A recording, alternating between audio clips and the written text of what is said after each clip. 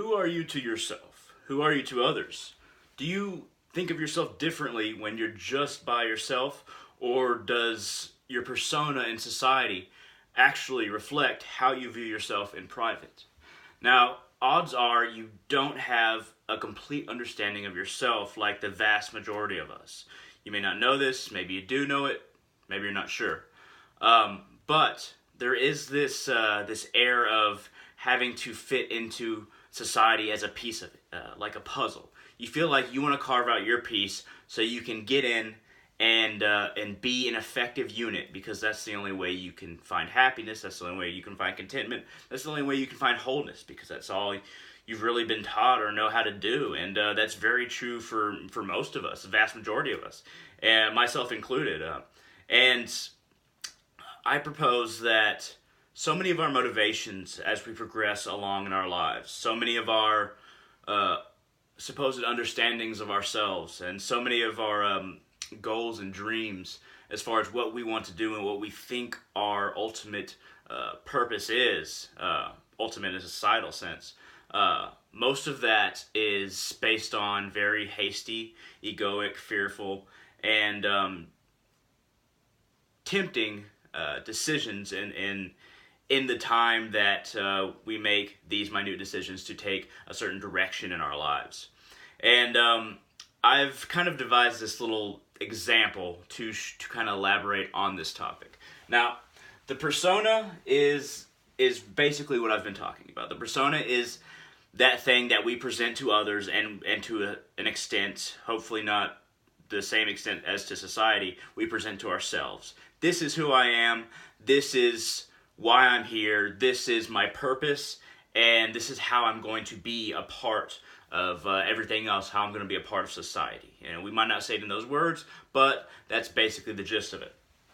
Now, I propose that this persona we present to society, and hopefully not to a great extent, but maybe to a great extent to ourselves, is a fake home. It is a home that we present, but when we get down to the very essence of the home, that we place our consciousness in, that we place our understanding in this persona, it is a home that cannot supply what we really want and who we really are.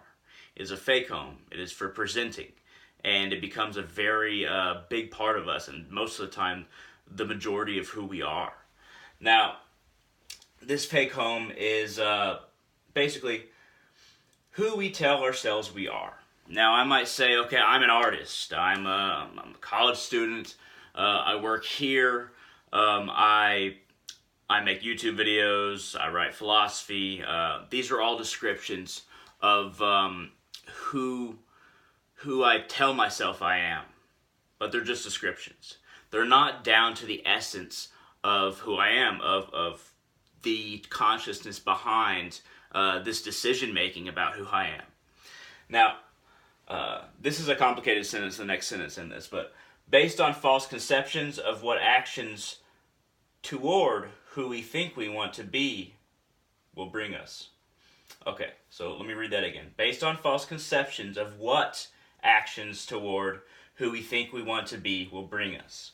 So, when we work towards this idea of what we think we're going to do in the world, when we work towards this societal goal, we think that it'll bring us this contentment. We think that it'll bring us that happiness. We think that it'll bring us this material gratification, and maybe we believe it'll bring us friends and family, and we believe all of these things together will bring us the sense of purpose that we require, the sense of ultimate fulfillment that we desperately need as human beings. And I think that it's a false assumption based on the conceptions of materialism that we are given. Now, I don't mean materialism in the capitalistic sense. I mean that the idea that we can find fulfillment in an external source. That if we do this in society, if we perform these actions, work towards this job, work towards this education, that it'll bring us to a state to where we are somebody better than who we essentially were at the beginning. And I propose that we were always somebody else. We were always a self apart from this scenario that we find ourselves in, this limitation we find ourselves in. And we simply need to focus inward on finding what that consciousness is behind all of the decisions our ego makes to fill up this house of persona. Now let me continue. This house, this fake home, basically has an unstable foundation. There's a foundation when you closely look at why you did this, why I chose to be an artist. When I closely look at that, I can see that I just have to be good at it. And I just happened to start doing it in high school. It wasn't a macro decision on, okay, this is the kind of person that I think and being an artist will make me into. This is how this is going to enlighten me. It's like, no, okay, I'm good at it. Let me just go along this way. Let me just go along this path. And somewhere along the line, we start to think, okay, well, this path that I'm on, it'll bring me. Maybe I'll get good enough where I'll make a lot of money. Maybe I'll find a great wife. Maybe I'll have great kids. Maybe I can meet other artists, and maybe that will make me happy. And it very well may. I'm not saying that it won't, and I'm using myself as an example. But we're still placing all the emphasis on what things will bring us that we decided in a split second based on not having a path previously, not based on truly analyzing the situation, and to hope for the fulfillment of self that we're all working towards by these little decisions. We have to truly think that, okay, this world can give us things, and maybe they'll make us happy, but the choice to be happy, the centering in one's consciousness behind all this, is completely separate, and the ultimate goal of society, but completely separate from all of these actions that I'm taking. It's something that I can decide and work towards within without doing all of this. I can still do all of this, but I and many others wrongly assume that all of this will lead to that, and it will take all of this time in order to get to that ultimate fulfillment of self. Now, I'm going to go ahead and go on to, this fake fruit I have on this crudely drawn table here with two chairs represents tempting desires we think we want fulfilled. We think we want to have a big house. We think that we want to have a lot of material. We think that we want a nice car because we think that it'll bring us happiness, fulfillment, contentment. And without truly thinking about what it'll bring us, we move forward. We just kind of assume a lot of the time that these things will bring us to a state where we'll be better off than we were as we are right now. But we can just be. We can just be without having to attain material, without having to attain status in society or a job. We can simply work on being. Okay, and I'm going to move on to the fake furniture. Just a little bit more explanation about the furniture next to the fake fruit.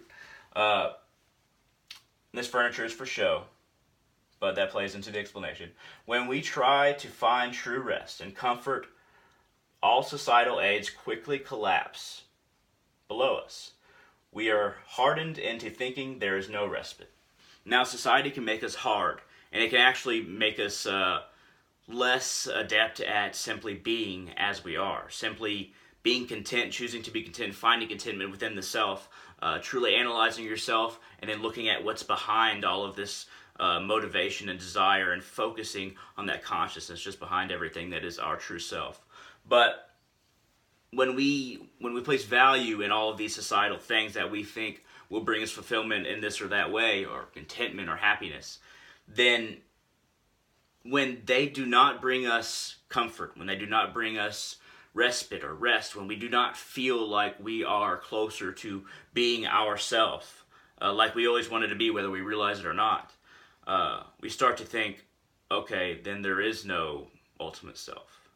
There is no being without this material.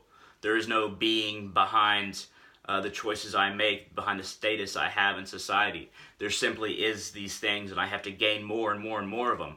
And I have to constantly get a higher and higher status, and I have to maybe even constantly push my friends and family to be better so that I'm surrounded by better people. That's how society hardens us.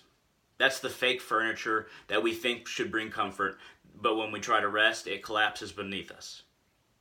When that furniture collapses and we become hardened, we don't even know it most of the time. We just think this is reality. But there is a better way to simply rest in a state beyond all of this. There's a greater way to find comfort. And that comfort is something that's always been with you all along. It's something behind all of these scenarios, behind all the things we tell ourselves we are, behind all the things we tell ourselves we have to do. That person has always been with you. You just have to look within and analyze yourself behind all of this fakeness, behind all of this fake fruit, fake furniture, fake home, and find a true foundation in who you are behind all of these things. Only you can do that for yourself. Nobody can give it to you. So analyze yourself completely, intently, internally, and don't be attached to what you think you have to accomplish in the external world. And you can still act. You have to act in this world. But don't expect it to be your source of fulfillment of self. And that's all I have to say for this video. If you liked it, hit that thumbs up down there. If you want to comment or ask a question, if you do so politely, I'll answer it, so you can shoot it down there. And I hope to see you in the future. The true you.